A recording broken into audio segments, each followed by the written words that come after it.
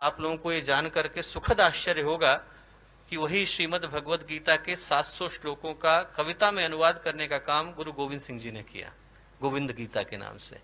और जब आप गुरु गोविंद सिंह जी के जीवन को देखें तो ऐसा लगता है कि गीता में जो भगवान श्री कृष्ण ने योग की व्याख्या करी है वो उनके जीवन में साक्षात देखने को मिलती है। दूसरे अध्याय में जब भगवान श्री कृष्ण कहते हैं बुद्ध युक्त तो जहाती है उभे सुकृत दुष्कृते तस्माद योगा युज्वस्व योग कर्मसु कौशलम। योग कर्म का शिखर पर जाकर के उपस्थित हो जाना है। और वैसा ही जीवन गुरु गोविंद सिंह जी का था। उनके व्यक्तित्व का एक एक आयाम ऐसा लगता है जैसे हिमालय की चोटी पर जाकर के बैठ गया है। उनके विषय में बोले तो ऐसा लगता है जैसे भगवान कृष्ण या गुरुदेव के विषय में बोल रहे हैं।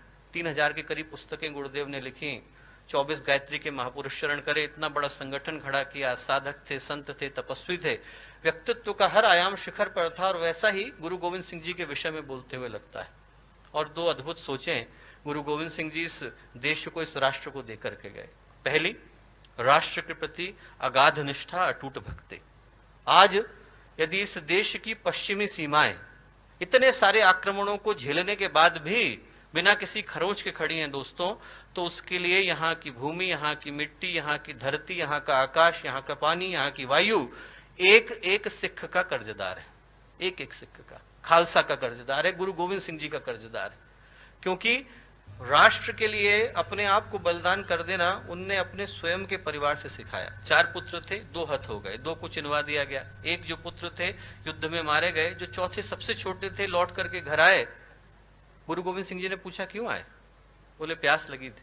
बोले वहां मैदान में शत्रुओं का लहू बह रहा है, उसी लहू से अपनी प्यास बुझाना। वापस भेज दिया। वो भी हत हो गए। 4 पुत्र मारे गए।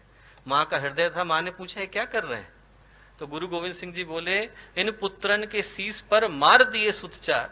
4 मुए तो क्या हुआ, जीवित कई हजार। हजारों पुत्र है मेरे, 4 गए तो क्या हुआ। ये है राष्ट्र के प्रति निष्ठा दोस्तों।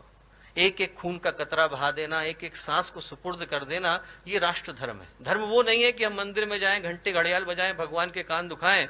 धर्म वो है जब हम लोग राष्ट्र के प्रति अपने दायित्वों की रक्षा करते हुए अंतिम सांस को भी शहादत की तरह सुपुर्द कर देते हैं। वो राष्ट्र धर्म कहलाता है। और वो गुरु गोविंद सिंह जी ने हमें सिखाया। दूसरी जो चीज दी वो दी एकता, साथ साथ चलना। बड़ा दुख होता है जब लोग धर्म के नाम पर तोड़ने की भाषा का प्रयोग करते हैं। धर्म तोड़ना नहीं सिखाता, धर्म जोड़ना सिखाता है। धर्म गिरना नहीं सिखाता, धर्म उठना सिखाता है। धर्म बटना नहीं सिखाता, धर्म मिटना सिखाता है। और ये गुरु गोविंद सिंह जी ने हमें सिखाया।